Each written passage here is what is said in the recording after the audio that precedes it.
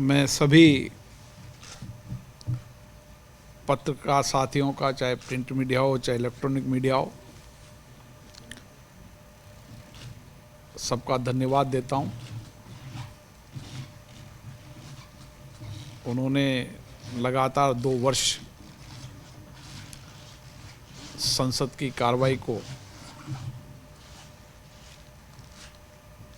जनता के सामने print media के माध्यम से भी और इलेक्ट्रॉनिक मीडिया के माध्यम से भी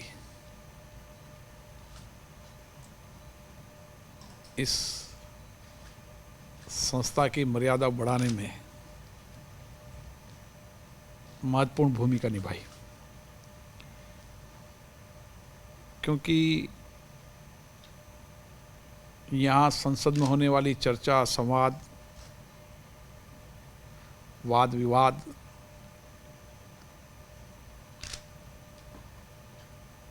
यहाँ जो मंथन होता है, उस मंथन से जो परिणाम निकलता है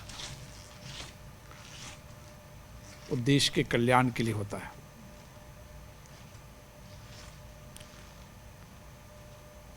और हमारी कोशिश रही कि इस 2 वर्ष के कार्यकाल में अधिकतम सार्थक चर्चा हो, संवाद हो, और इसके लिए मैं सभी मान्य सदस्यों को विशेष रूप से धन्यवाद देता हूं, जो देर रात्रि तक जिन्होंने बैठकर अपने संवैधानिक दायित्वों का निर्वहन किया,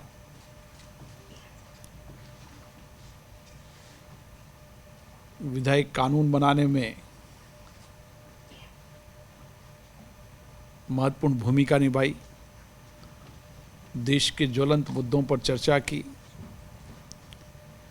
अपने क्षेत्र की जनता की भावनाएं, समस्याएं, उनकी कठिनाइयों को सदन के माध्यम से सरकार तक पहुंचाने का काम किया, उसके समाधान का प्रयास किया। इसी कारण लोकसभा की उत्पादकता, प्रोडक्टिविटी इन 5 सत्रों के अंदर 122% रही। पिछले बजट सत्र से लेकर लगातार अभी 1 वर्ष तक हम कोरोना संकट की इस महामारी से मुकाबला कर रहे हैं। कोरोना संकट के समय भी माननीय सदस्यों ने अपने संवैधानिक दायित्वों को निभाया, देर रात तक सदन में बैठे, जनता की समस्याओं, कठिनाइयों को रखा और राष्ट्र हित में कानून बनाने का काम भी किया।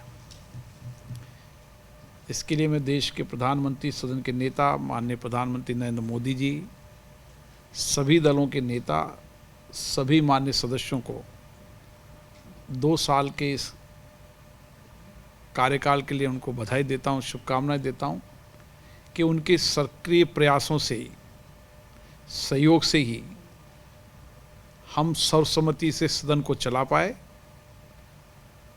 और परिणाम दे पाए। जहां तक लोकसभा के अंदर प्रोडक्टिविटी या अन्य विषय हैं, उसकी विस्तृत जानकारी मैंने आपको दी है। उसके साथ साथ हमने देश में तमाम संवैधानिक संस्थाएं सशक्त हो, मजबूत हो, इसके लिए भी देश की सर्वोच्च संस्था होने के कारण हमने हमारी जिम्मेदारियों का निर्वहन किया।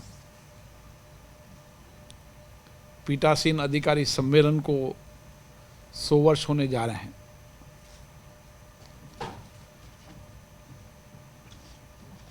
हमने 3 पीठासीन अधिकारियों का सम्मेलन किया। देहरादून में किया, केवड़िया गुजरात में किया, दिल्ली में किया और कई सार्थक चर्चा हुई ताकि हम तमाम संवैधानिक संस्थाओं को सशक्त बना सकें, मजबूत बना सकें। ये संस्थाएं जनता की अपेक्षाओं, आकांक्षाओं को पूरी कर सके। ये संस्था जवाबदेही के साथ काम कर सके, कार्यपालिका पर नियंत्रण और निगरानी रखने का काम कर सके, ताकि जनता की अपेक्षा, आकांक्षा को पूरी हो सके। जहाँ तक लोकसभा के प्रोडक्टिविटी का सवाल है, विधि निर्माण में हमने जो कानून बनाने का काम है वह लोकसभा की सबसे प्राथमिकता रहती है और 107 विधेयक पारित हुए, 102 विधेयक प्रस्तावित हुए और विशेष रूप से कानून बनाने में 1764 मान्य सदस्यों ने सक्रिय भागीदारी निभाई। जितने भी महत्वपूर्ण विधेयक पारित हुए, उन सभी महत्वपूर्ण विधेयकों पर बिजनेस एडवाइजर कमेटी से आवंटित समय से ज़्यादा समय चर्चा हुई, देर रात्रि तक चर्चा हुई, ताकि राष्ट्र हित के अंदर हम बेहतर कानून बना सकें। इसी तरीके से हमने प्रश्नकाल, जो महत्वपूर्ण काल होता है, उसके अंदर अधिकतम प्रश्न सदन के पटल पर आए हैं। पिछले हम रिकॉर्ड को देखें तो अनुमानित औसत 4% रहता था। अब प्रश्न का रिकॉर्ड 5.37 रिकॉर्ड रहा है। हम और कोशिश करेंगे और प्रयास करेंगे कि हम और प्रश्नों को सदन के पटल पर ला सकें, ताकि माननीय मंत्री जी उनका ठीक से जवाब दे सकें। प्रश्नों काल में सरकार की नीतियाँ, कार्यक्रम, उनकी क्रियान्वित सब पे निगरानी होती है, इसलिए ये सबसे महत्वपूर्ण समय होता है, इसका अधिकतम उपयोग हो। इसी तरीके से 377 भी एक महत्वपूर्ण साधन है, जिसके माध्यम से माननीय सदस्य सदन में अपने क्षेत्र की समस्याएं, देश की प्रमुख समस्याओं को उठाते हैं और माननीय मंत्री जी उसका जवाब देते हैं। पिछले रिकॉर्ड के हिसाब से देखें तो 60 से 65% ही जवाब माननीय मंत्री जी के द्वारा दिए जाते थे। अब 90% से ज़्यादा जवाब तय समय अवधि पर माननीय सदस्यों को दिए जाते हैं। उसी तरीके से शून्यकाल के अंदर भी हमने कोशिश की कि सभी माननीय सदस्यों को पर्याप्त समय, पर्याप्त अवसर मिले। और इसके लिए, क्योंकि शून्यकाल एक महत्वपूर्ण विषयों को, अविलंब लोकमत के विषयों को उठाते हैं, माननीय सदस्य अपने लाखों जनता का प्रतिनिधित्व करते हैं, तो शून्यकाल के विषय के माध्यम से उस क्षेत्र की समस्याएं, परेशानियां, कठिनाइयां सदन में उठाते हैं। सरकार ने भी उसके सकारात्मक जवाब देने का प्रयास किया है।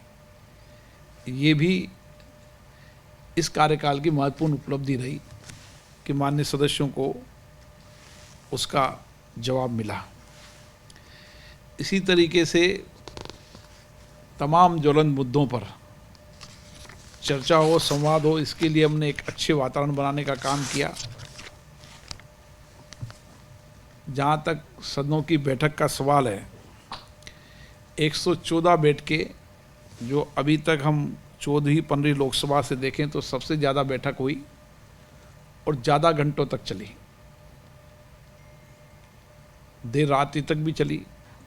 आप लोगों को भी बहुत परेशानी हुई, कठिनाई हुई देर रात्रि तक सदन चलने में, लेकिन पत्रकार हो, सचिवालय अधिकारी कर्मचारी हों और विशेष रूप से सक्रिय भाग लेने वाले माननीय सदस्य हों, उसमें विशेष रूप से सहयोग दिया।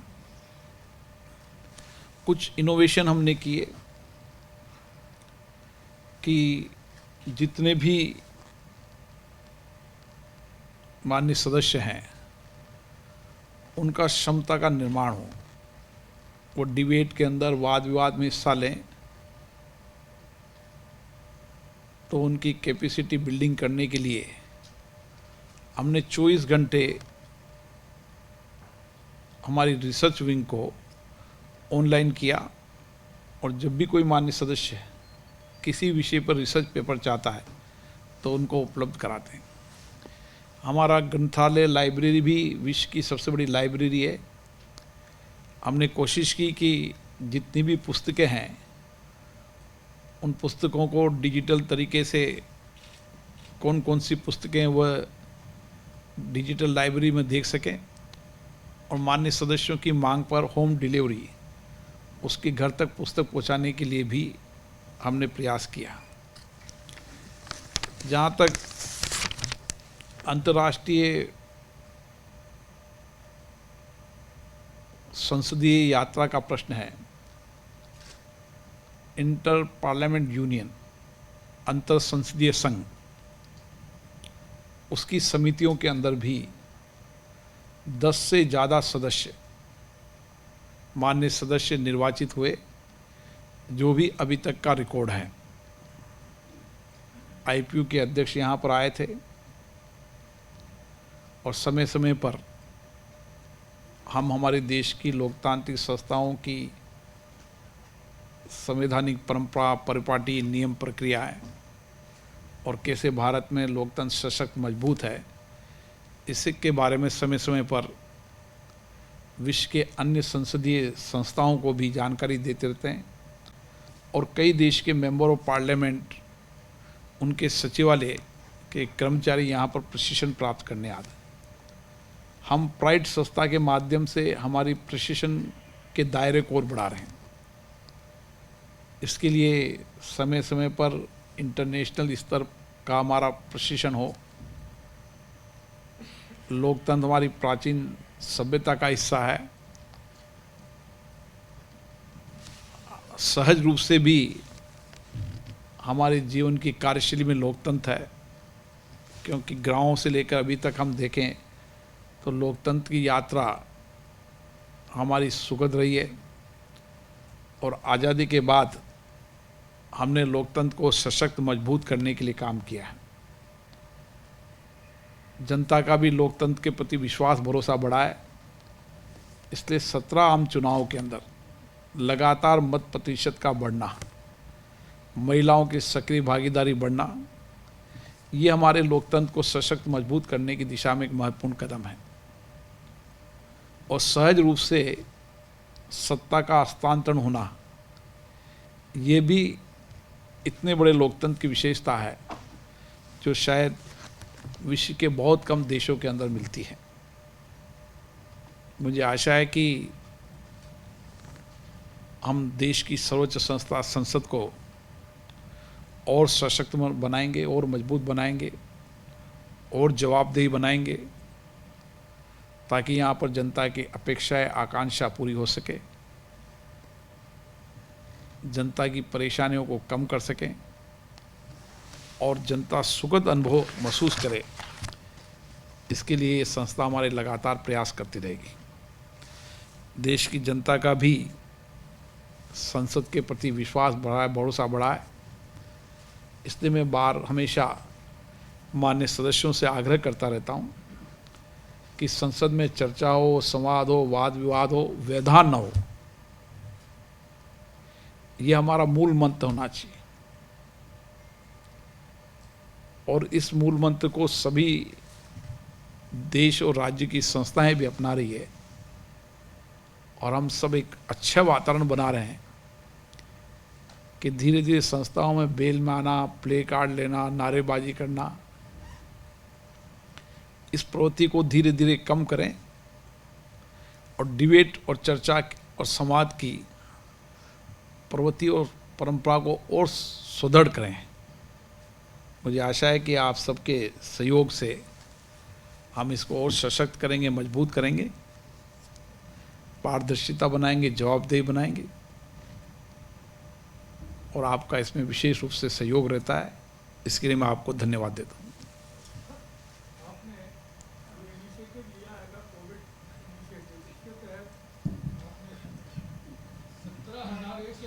लोगों को कोविड टेस्ट कराया और 3,625 लोगों का वैक्सीनेशन हो गया।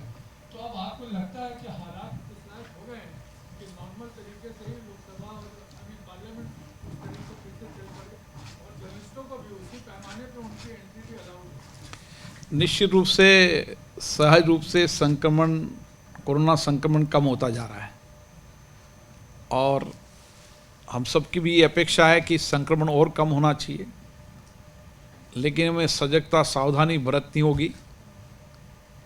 इसीलिए हमने पिछले सदन चलते समय भी ज़्यादा से ज़्यादा कोविड टेस्ट कराए। वैक्सीनेशन के लिए भी हमने माननीय संसद सदस्यों को भी आग्रह किया, सबको आग्रह कर रहे हैं और मुझे लगता है कि स्थितियां और बेहतर होगी। तो जो आपका विषय है कि हम ज़्यादा से ज़्यादा पत्रकार साथियों को संसद में अलाउ करें, हम भी ये चाहते हैं कि सामान्य स्थिति हो और आप यहाँ पर पधारें।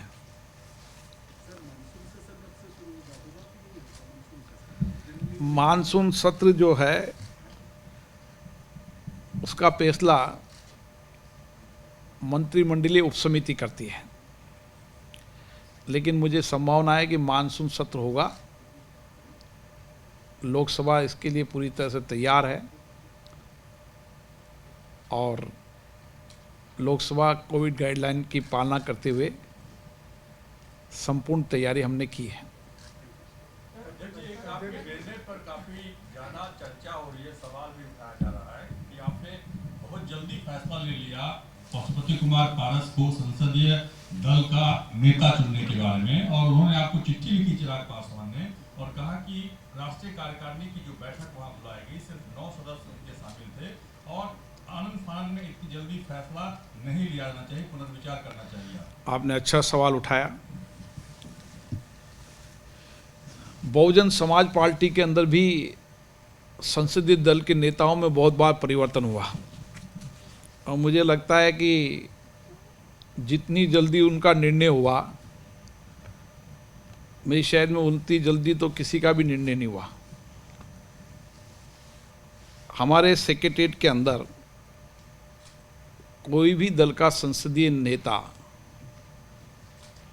चुनना उनका आंतरिक विषय है, लेकिन अगर संसदीय दल का नेता चुनने की प्रक्रियाओं को उन्हें पूरा किया है और मुख्य सचेतक ने आकर हमें पत्र दिया है कि ये हमारी कार्रवाई है, रिपोर्ट है, हम 5 सदस्यों ने इसमें हस्ताक्षर हैं और जब हमने निर्णय किया था उस समय किसी का भी पत्र हमारे पास नहीं था। तो उस परिस्थिति के अंदर हमें निर्णय तुरंत करना ही न्यायोचित था और तुरंत निर्णय होना ही चाहिए, क्योंकि 5 सदस्य और मुख्य सचेतक का पत्र के बाद हमें किसी से जानकारी लेने की आवश्यकता नहीं है। उन्होंने पत्र दिया है, कुछ विषयों को, बिंदुओं को लिखकर उन्होंने कहा कि मैं राष्ट्रीय अध्यक्ष हूँ, मेरे संविधान में ये लिखा हुआ है, पार्टी के संविधान से संसद का संविधान नहीं चलता, संविधान संसद की नियम प्रक्रिया से ही चलता है। अध्यक्ष ने आपको त्वरित फैसले लेने के लिए जाना जाता है, जैसा कि आपने इस मामले में लिया, लेकिन सीबीआई ने आपसे नालंदा मामले में कुछ 4 सांसदों के खिलाफ अप्रूवल मांगी थी, उसको 25 महीने हो गए हैं, लेकिन अभी तक कोई फैसला आपके तरफ से नहीं हुआ है अप्रूवल का, ऐसा क्यों? माननीय, ये विषय पूर्व लोकसभा अध्यक्ष के समय से है इसके विषय के अंदर हमने विशेषज्ञों की राय ली है, क्योंकि इसमें दो विशेषज्ञों की अलग अलग राय है, और उस अलग अलग राय होने के कारण जब तक इसका ठीक से एग्जामिन नहीं हो जाए तब तक हम किसी भी मान्य सदस्य के खिलाफ कोई निर्णय नहीं कर सकते। और हमने उन दोनों रिपोर्ट और दोनों एग्जामिन करने के लिए लॉ डिपार्टमेंट को कहा है कि इसका एग्जामिन करें। एक विधि विशेषज्ञ की राय ये है, दूसरी विशेषज्ञ की राय ये है, इसमें जो भी उचित निर्णय हो करना करें। इसलिए उसमें भी तुरंत निर्णय होगा, लेकिन क्योंकि वो निर्णय लॉ से संबंधित है, हमें निर्णय करना है या लोकपाल को निर्णय करना है, ये भी उसमें एक प्रश्न है। क्योंकि कई बार उसमें कहा गया है कि लोकपाल इस पर निर्णय करें, क्योंकि लोकपाल बन चुका है। इसके बारे में दो राय बनी है, इसलिए इसमें निर्णय करने में देरी हुई है। डेडलाइन किसी की नहीं होती, डेडलाइन तो जब विधि की राय आ जाएगी तब हमारी डेडलाइन बनेगी। सर कोविड काल की दूसरी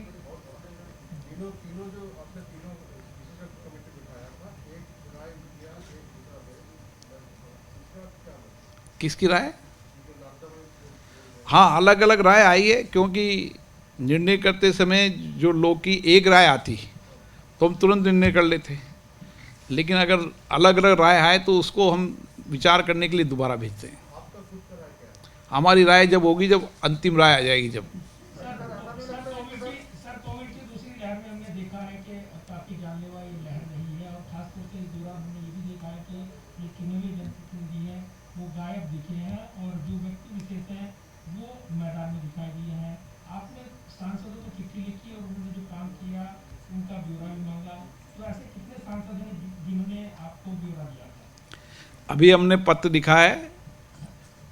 कई मान्य सदस्यों ने अपने अपने क्षेत्र के अंदर कोविड के अंदर जो अच्छे कार्य किए, नए इनोवेशन किए, लोगों के दुख में भागीदार रहकर उनके सहयोग के लिए काम किए, उन सभी इनोवेशन को हम संकलित कर रहे हैं, और उनमें से जो अच्छे इनोवेशन होंगे उनके अनुभवों को हम साझा करेंगे, ताकि अन्य माननीय जनप्रतिनिधि को उनसे प्रेरणा मिले, ताकि किसी भी आपदा के संकट के समय वह उनके अच्छे इनोवेशन को अपने क्षेत्र में भी करें। सर 2 साल के दरमियान से आपने लोकसभा हाँ,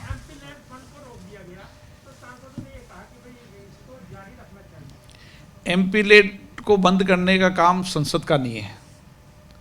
एमपी-लेड फंड देने का काम भी सरकार का है, और उसको बंद करने का काम भी सरकार ने किया है। संसद ने न तो एमपी-लेड का फंड जारी करने का आदेश करा है, न बंद करने का आदेश किया। आपकी जानकारी में रहना चाहिए। मेरी राय नहीं हो सकती, मैं तो सदन में बैठ कर निर्णय करता हूँ, राय थोड़ी दूंगा आपको यहाँ। सर 2 साल के दरमियान आपने हर चर्चाओं को संसद में सही ढंग से निभाया। अभी एक चर्चा संसद से बाहर हो रही है सर, अयोध्या में एक जमीन को लेकर, और अगर ये चर्चाएं लोकसभा में होती तो उसमें आपकी क्या भूमिका? जब चर्चा होगी जब बताएंगे। चर्चा तो कोई भी कर ही सकता है, सबको अधिकार है नियम प्रक्रिया के तहत नोटिस देकर चर्चा करने का। यही तो हमारा लोकतंत्र है, अभिव्यक्ति की आज़ादी, अपनी बात को सदन में निर्भीक रूप से कहना।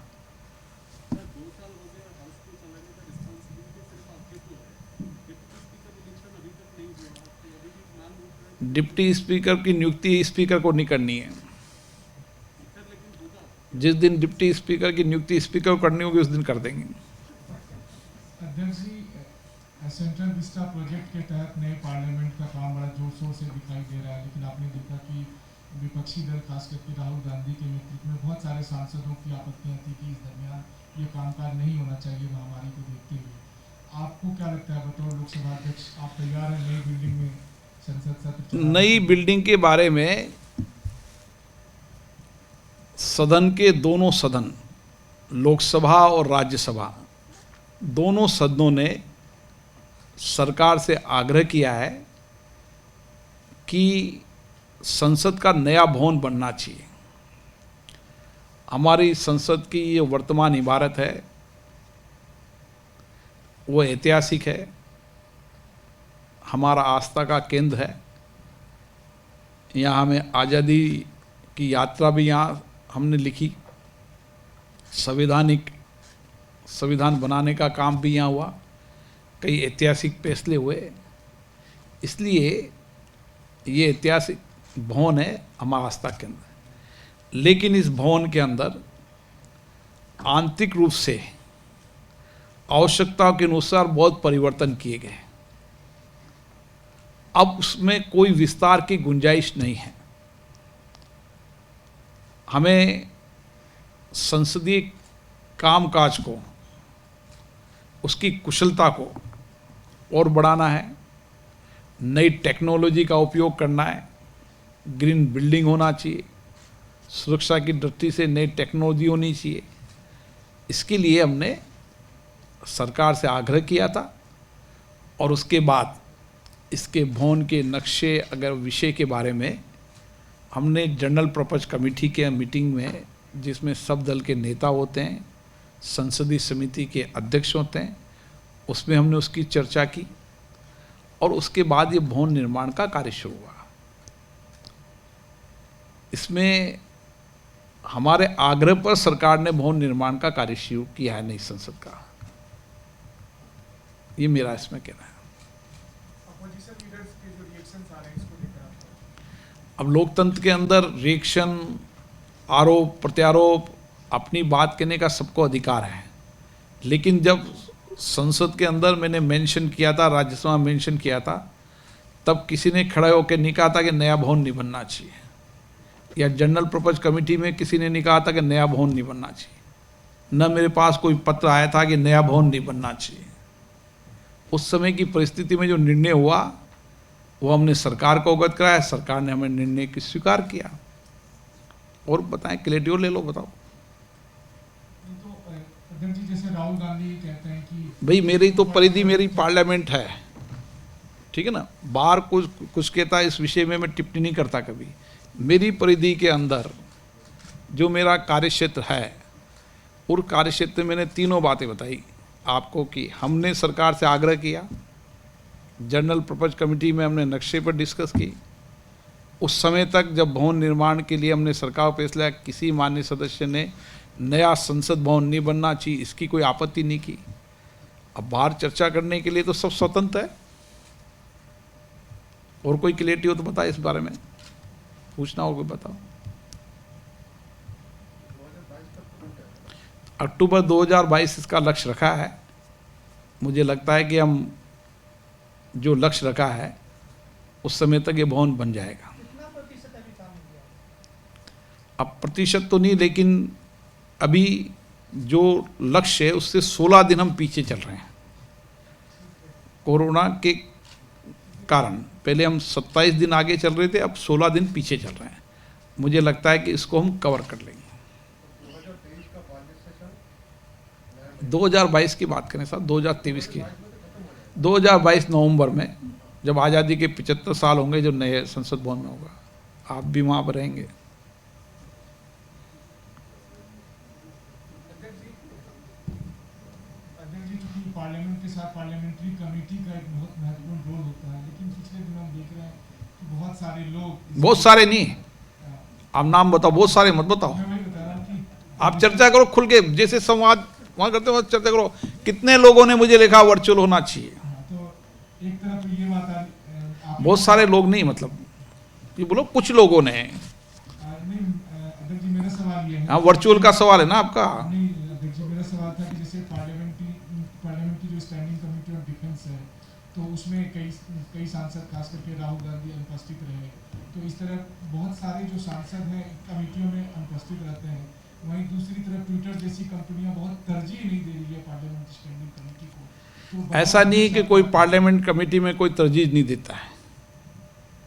पार्लियामेंट कमेटी में जिसको साक्ष्य के लिए बुलाया जाए वो साक्ष्य के लिए उपस्थित नहीं होती है, और पार्लियामेंट कमेटी के चेयरपर्सन या कमेटी में रिकमेंड करती है कि इसने संसदीय समिति की अवहेलना की, तो उस पर प्रिविलेज मोशन के तहत कार्रवाई होती है। मुझे अभी तक लिखा नहीं संसदीय समिति ने कि हमारी अवहेलना की। जिस दिन अवहेलना करेंगे प्रिविलेज कमेटी में भेजेंगे उनके विषय को। इस संसदीय समिति कानूनी या तकनीकी या क्या? तकनीकी कानूनी ये है कि नियम 266 के अंदर ये लिखा हुआ है, एक शब्द में पढ़ के सुना दूं आपको, कि संसदीय समिति की बैठक गोपनीय होगी और गोपनीय होने के साथ साथ जब आवश्यकता होगी तो सहमति से ही, इसमें ये नियम है कि मौजूदा नियम 266 के अनुसार संसदीय समितियों की कार्रवाई गोपनीय है। उचित समिति के बिना इसे सार्वजनिक डोमेन में साझा नहीं किया जा सकता। और मेरा मानना ये है कि इस संसदीय समिति के अंदर दल से ऊपर उठकर चर्चा होती है, महत्वपूर्ण चर्चा होती है,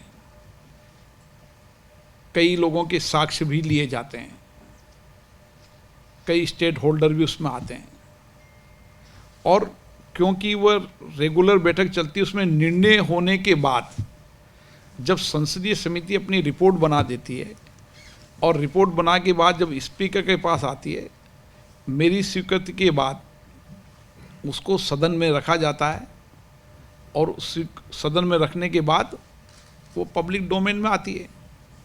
ये इसकी प्रक्रिया है। और मानो किसी को वर्चुअल बैठक या नियम में परिवर्तन करना है तो नियम समिति के अंदर अपने विषय को रखें। नियम समिति की बैठक हम जब अगले महीने नियम समिति की बैठक बुलाएंगे और नियम समिति की बैठक में उस पर चर्चा करेंगे। सर्वसम्मति नियम समिति के किन किन नियमों में परिवर्तन करना है, सर्वसम्मति बनने के बाद नियम समिति के उस मसूदे को सदन में लेकर जाएंगे और सदन में फिर सहमति असहमति के लिए वोटिंग होगी, नहीं होगी तो सहमति से होगी, और जिसमें सहमति होगी इसमें नियम में परिवर्तन कर देंगे। ये इसकी प्रक्रिया है।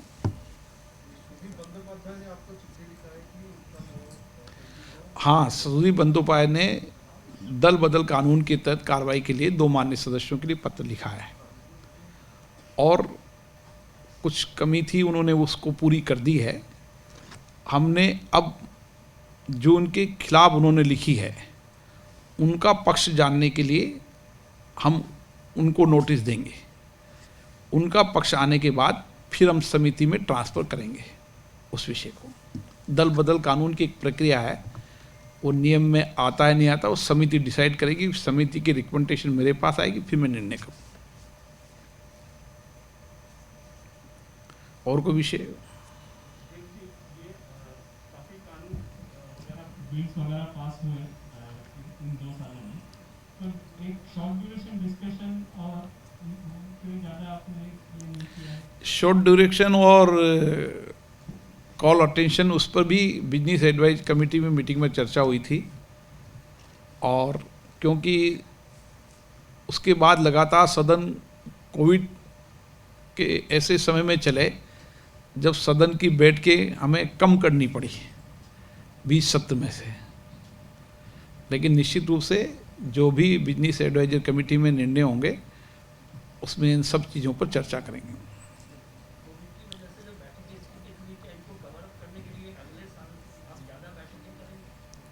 ये सरकार अपना फैसला करती है कि सदन कब से कब करना चाहिए, कितना उनके पास बिजनेस है, उसके आधार पर हम सदन चलाते हैं।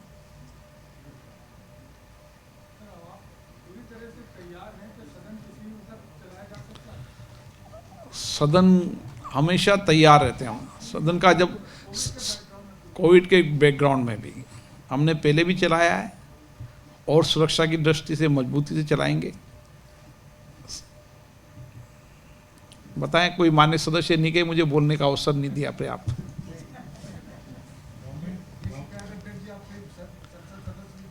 हाँ, आप भी नहीं करना चाहिए ना। गवर्नमेंट ऑफ इंडिया ने 20% खर्चा कम करने के लिए बोला है और आपने भी बोला था कि 100 करोड़ कम करेंगे खर्चा पार्लियामेंट ऑफ इंडिया में। तो पिछले 2 साल में आपने कितने कम किया और कितना खर्चा किया? आपने अच्छा सवाल पूछा और पब्लिक को ये पता भी चलना चाहिए। मैं इसके लिए आपको विशेष रूप से धन्यवाद देता हूँ। हमने इसके अंदर आप देखें कि हमने 2 सत्र के अंदर हमारे 19-20 और 20-21 2 सत्र हुए, और उसमें जो बजट के अनुमानित बजट जो हमारी कमेटी बनी रहती है, उस अनुमानित बजट को हम वित्त मंत्रालय को भेजते हैं, और वित्त मंत्रालय उसके आधार पर बजट आवंटन करती है।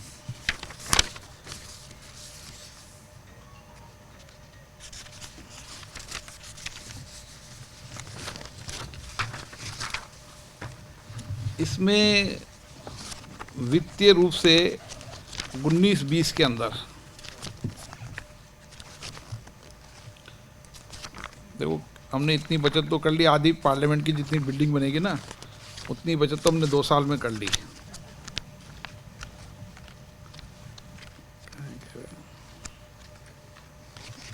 154 करोड़ रुपया था एक तो। हाँ, 2019-20 में 151.44 151 करोड़ रुपया 44 लाख 19-20 में नहीं बचत की हमने।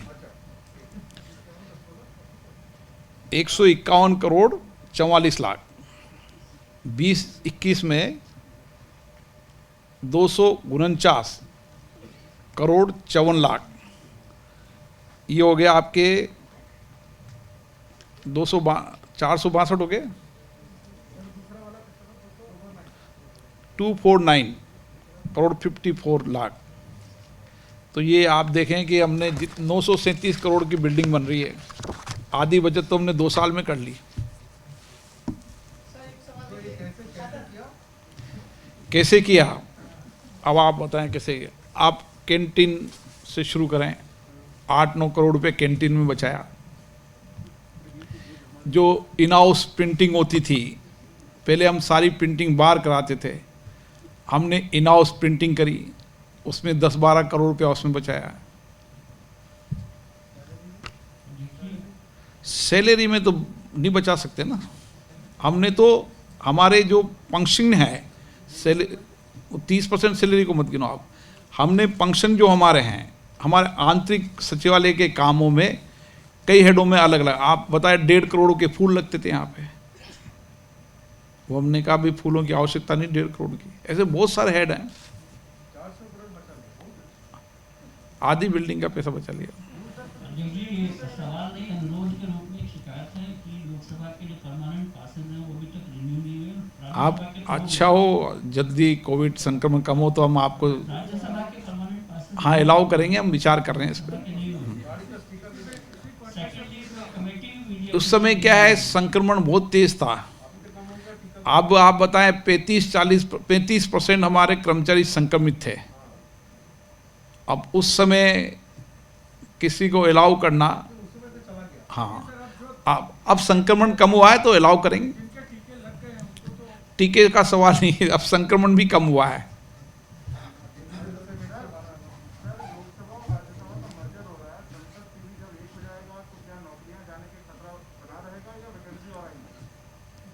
अभी तो संसद टीवी की कमेटी तय करेगी कितने लोगों को रखना है, कितने लोगों को नहीं रखना, कार्य कुशलता के आधार पर निर्णय होगा।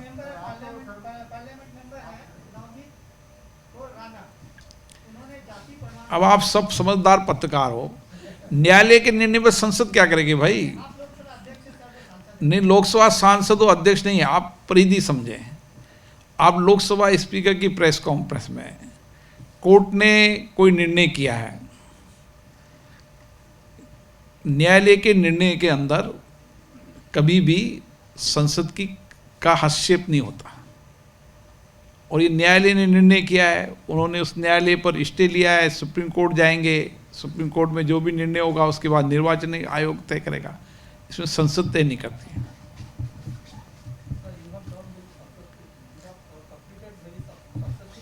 जी, नो पेनफुल मेमोरी, सब समय मेरा कोई समय पेनफुल नहीं रहा, सुखद अनुभव हुआ, सबका सहयोग मिला, सबका स्नेह मिला, और सर्वसम्मति से हमने कोशिश की सदन चलाने की, जिसका परिणाम है कि सदन की कार्यकुशलता बढ़ी है। धन्यवाद।